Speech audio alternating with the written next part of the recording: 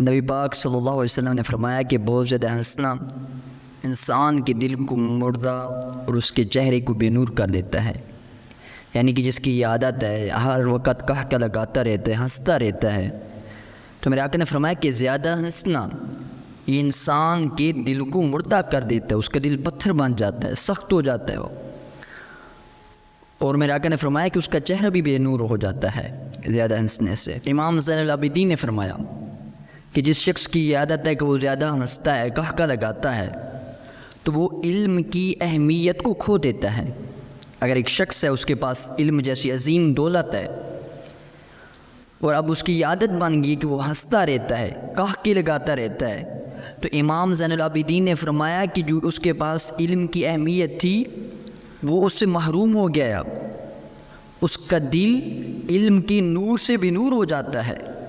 اس کا دل علم کے نور سے خالی ہو جاتا ہے. جو اس کے دل میں علم کا نور تھا اب وہ اسے محروم ہو گیا ہے کہ جس نے یہ عادت بنا لی ہے کہ کہہ لگاتا رہتا ہے، ہنستا رہتا ہے، تو علم جیسی عظیم دولت کو وہ کھو دیتا ہے. ایسا بھی فرماتے ہیں کہ جو شخص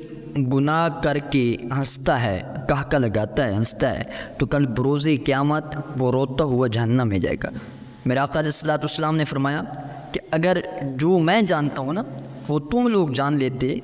تو تم لوگ دنیا میں کم ہنستے اور زیادہ روتے. یعنی کہ جو مجھ کو معلوم ہے کہ آگے کیا ہونے والا ہے، قیامت والے دن انسانوں کے ساتھ کیا کیا جائے گا، تو میرے آقا علیہ الصلوۃ والسلام نے فرمایا کہ اگر تم یہ جان جاتے، قیامت کا علم تو تمہارے پاس آ جاتا، تم کو معلوم ہو جاتا، قبر کے بارے میں تم جان لیتے،